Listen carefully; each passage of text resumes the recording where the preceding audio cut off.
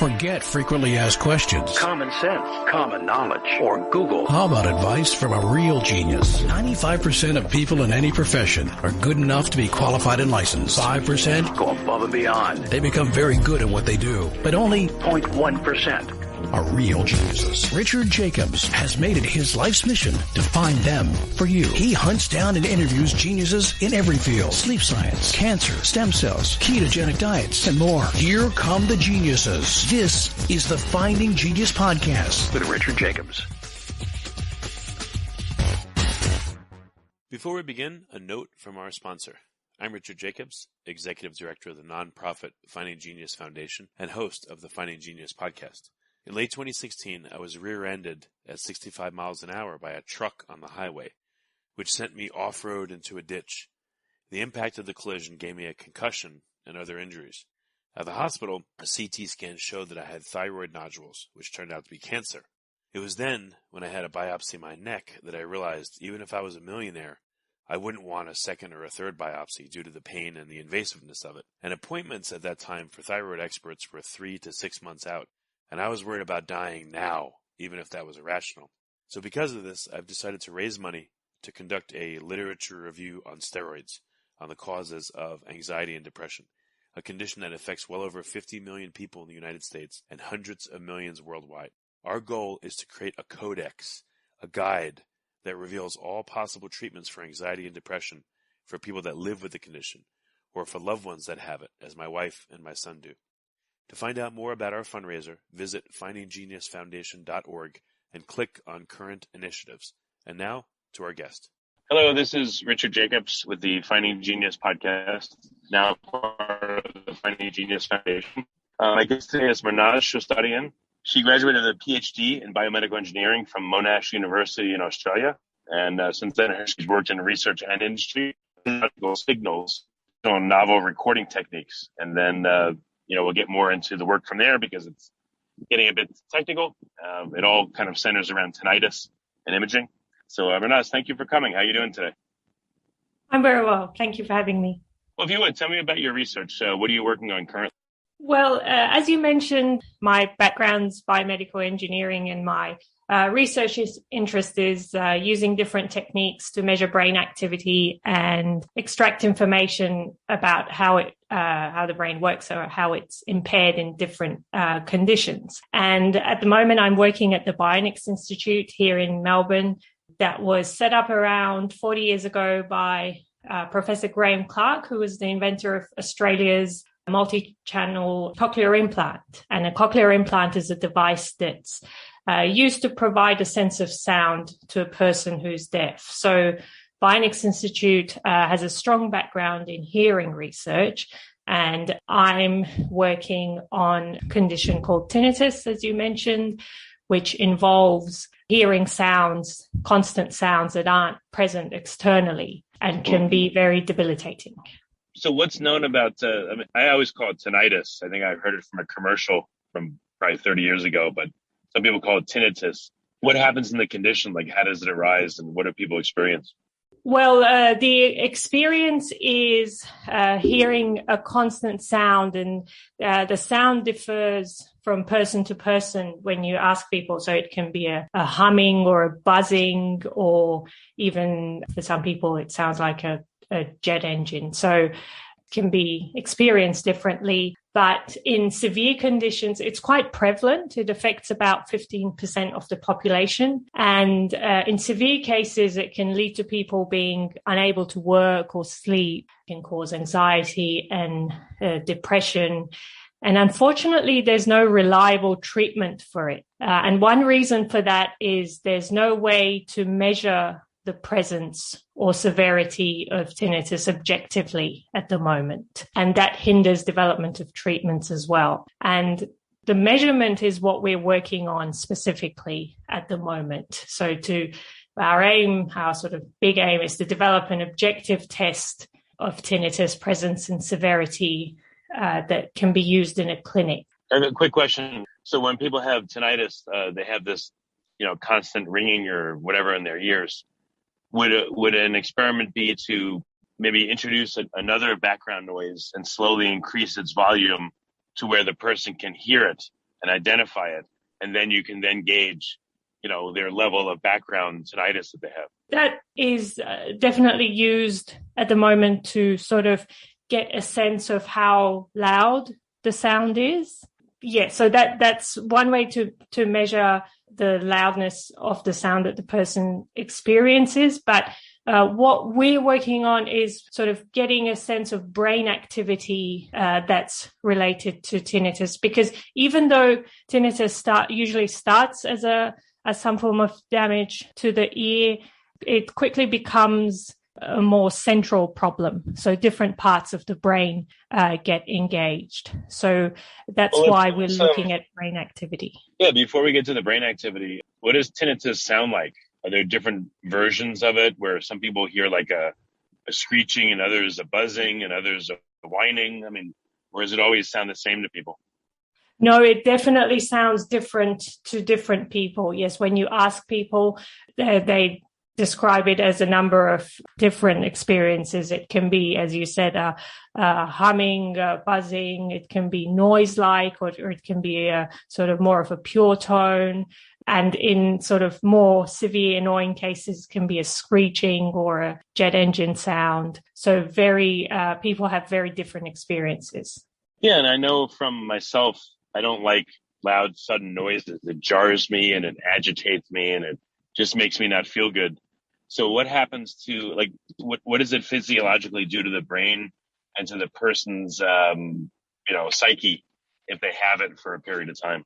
Yes, a lot of people do say that in a lot of people, it does lead to, as I mentioned, anxiety or even depression or, being unable to sleep. So it does have many other effects other than just hearing the sound. And it's again, different people experience it differently. So some people say that the sound is very loud, but it doesn't annoy them.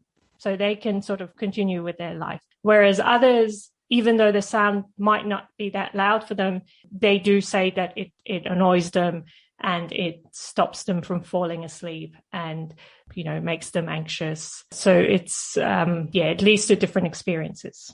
Okay. And what happens in the brain? You said it starts affecting, I guess, one localized part of the brain and then it spreads.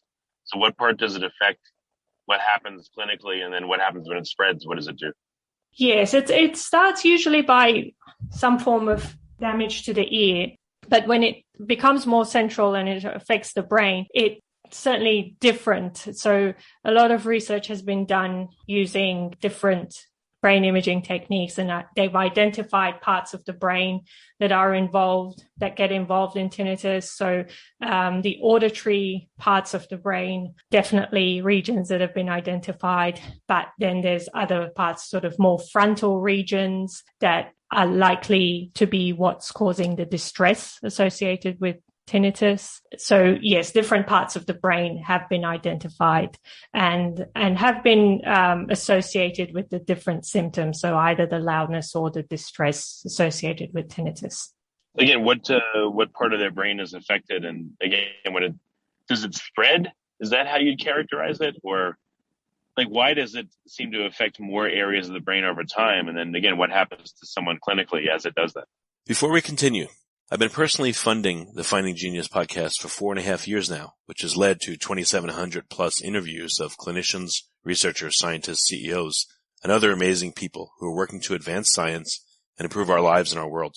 Even though this podcast gets 100,000 plus downloads a month, we need your help to reach hundreds of thousands more worldwide. Please visit findinggeniuspodcast.com and click on Support Us. We have 3 levels of membership from $10 to $49 a month, including perks such as the ability to see ahead in our interview calendar and ask questions of upcoming guests, transcripts of podcasts you're interested in, the ability to request specific topics or guests, and more. Visit findinggeniuspodcast.com and click Support Us today. Now back to the show. Right. It's not very clear why it gets different parts of the brain involved, but the auditory parts of the brain, the hearing regions of the brain, definitely have been identified in many studies to show sort of impaired background activity. So even when there's no external sound, brain scans show that there's increased background activity in the auditory regions of the brain, which is likely what's causing that tinnitus sound. And then sort of frontal regions of the brain become involved, which is likely causing the distress that some people feel with tinnitus. But exactly why all these brain regions get involved is not very clear. But again, what does the person experience? Do they, again, when it's localized, do they tell you they have trouble sleeping? Do they get irritated more often? And then when it's not localized, spreads. Sounds kind of like cancer in a way. It metastasizes or moves to other areas. Again, what does the person tend to experience that's different? Yeah. So, yes, it does definitely gets different parts of the brain involved. So, for example, if there's abnormal activity in the frontal regions, it seems to cause more distress in the person. Whereas if someone says, yeah, I hear the tinnitus sound, but it doesn't really annoy me, then they're likely not to have the frontal regions of the brain involved. Okay. So what are you trying to figure out? Are you trying to understand why it spreads, or, is there any cure or treatment for tinnitus? What's your angle on this? Right. Well, what we're trying to do is identify signals from brain regions that can tell us that tinnitus is present, so sort of a diagnostic, and then provide a baseline measurement that we can perform before and after a person receives a treatment to see whether the treatment is actually effective and doing something in the brain. So our main aim would be to have an objective test that can tell us whether treatment's working or not. What are some of the ones you're proposing or working on? Well, in terms of treatment, at the moment, there is no reliable treatment for tinnitus. So the symptoms are usually managed using psychological support and in some cases sound enrichment, so sort of playing background sound, but that's not always effective, and it's all really trial and error. So these methods are prescribed to people through trial and error, work in some people, don't work in some. It's not very clear why. And one reason for that is because there's no way to objectively assess the effect of those treatments. So what we're trying to do is develop a test that can be used with, for example, experimental treatments or treatments being developed to see whether they're actually doing something in the brain, whether they're actually working. Now, we haven't started using a specific treatment yet. So what we're doing at the moment is recording signals from people who have tinnitus and people who don't, and identifying signal features which are related to tinnitus and how severe it is, whether it's mild tinnitus or a sort of severe tinnitus. And that's based on subjective ratings. If you like this podcast, please click the link in the description to subscribe and review us on iTunes. Well, so is there any idea on where, tinnitus comes from? What's happened in the brain to cause it? The general understanding, the general consensus is that the cause starts from some form of damage to the ear. So exposure to loud noise, for example, or even age-related hearing loss, or some form of damage to the ear. But then through the sort of auditory pathways to the brain, that seems to engage other parts of the brain as well. All right, well, very good. What's the best way for people to find out more about your work and to keep tabs as you go on your research journey? Well, at the moment, we have some information on our website, and we've published some initial findings. We published that at the end of last year. And since then, when we've been able to collect data in between COVID lockdowns, we've increased our sample size. We've got a larger data set now that we're going through and hoping to publish findings from very soon. Well, very good. Thank you for coming in. Thank you very much for having me, Richard. If you like this podcast, please click the link in the description to subscribe and review us on iTunes. You've been listening to the Finding Genius podcast with Richard Jacobs. If you like what you hear, be sure to review and subscribe to the Finding Genius podcast on iTunes or wherever you listen to podcasts. And want to be smarter than everybody else? Become a premium member at findinggeniuspodcast.com. This podcast is for information only. No advice of any kind is being given. Any action you take or don't take as a result of listening is your sole responsibility. Consult professionals when advice is needed.